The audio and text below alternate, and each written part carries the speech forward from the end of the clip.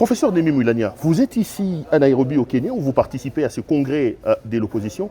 Qu'est-ce que les Congolais doivent attendre? Pourquoi vous avez décidé de vous retrouver ici, vous les opposants?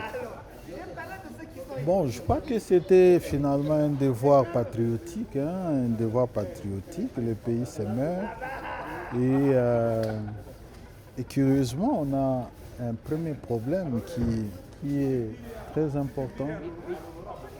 Ceux qui gouvernent le pays ne reconnaissent même pas la crise qu'il y a dans le pays et puis, loin encore, ne reconnaissent pas la gravité de cette crise. Rappelez-vous, le président Tshisekedi s'est retrouvé dans un des pays de l'Europe de l'Est où il avait clairement dit qu'il n'y a pas de crise en République démocratique du Congo. Et un de ses collaborateurs avait même dit qu'au Congo, il n'y a même pas de guerre. La guerre, c'est presque à 2000 km de Kinshasa.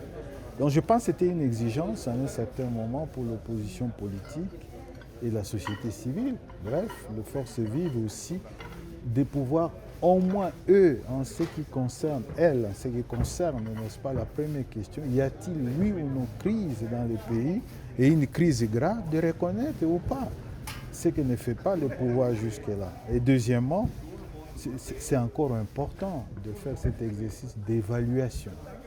Nous avons des institutions qui nous disent c'est presque des noms aujourd'hui parce que leur légitimité est mise en cause, non pas seulement parce qu'elles n'ont pas été élues, mais aussi parce que la population ne se reconnaît pas en elles.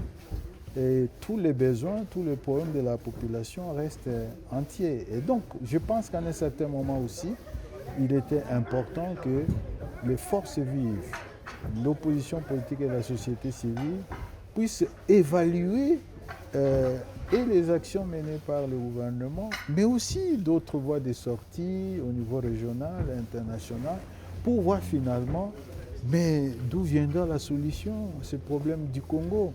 Certainement des Congolais eux-mêmes. Et enfin, je pense que, parce que toutes ces solutions n'ont pas été efficaces, il faut bien maintenant qu'on puisse réellement faire tourner le ménage. C'est-à-dire, le président Tshisekedi dit qu'il ne fera pas la guerre, il fera pas les dialogues avec vous parce que vous ne condamnez jamais le Rwanda. Quand vous dites que vous allez tourner les ménages, c'est quoi? Vous allez rejoindre Corneille Nangaa, que vous ne condamnez d'ailleurs pas souvent, ou presque pas, vous ne condamnez pas le Rwanda. C'est quoi la recette finalement quand vous dites que vous allez tourner les ménages? La question, la condamnation, c'est une diversion.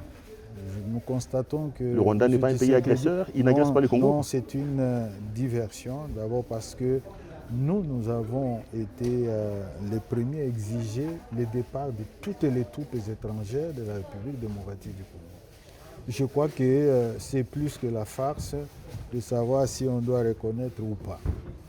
Pourquoi toutes les troupes étrangères de la République démocratique du Congo? Mais c'est parce que le président Tshisekedi occulte une réalité qui fait très mal au pays. Mais dites-moi, la partie nord de la République démocratique du Congo est sous contrôle de quel gouvernement? La partie sud du Sud Kivu, Uvira, Fizi, est sous le contrôle de quel gouvernement? Et lorsque justement on focalise l'attention sur un seul pays, nous disons non, la souveraineté du Congo doit être totale et entière. Donc nous allons au-delà de M. Tshisekedi. La deuxième chose, c'est que M. Tshisekedi a eu l'occasion de faire acter contradictoirement l'agression, la présence des troupes étrangères rwandaises sur le sol congolais. À Washington, devant témoins, lisez les deux accords signés à Washington.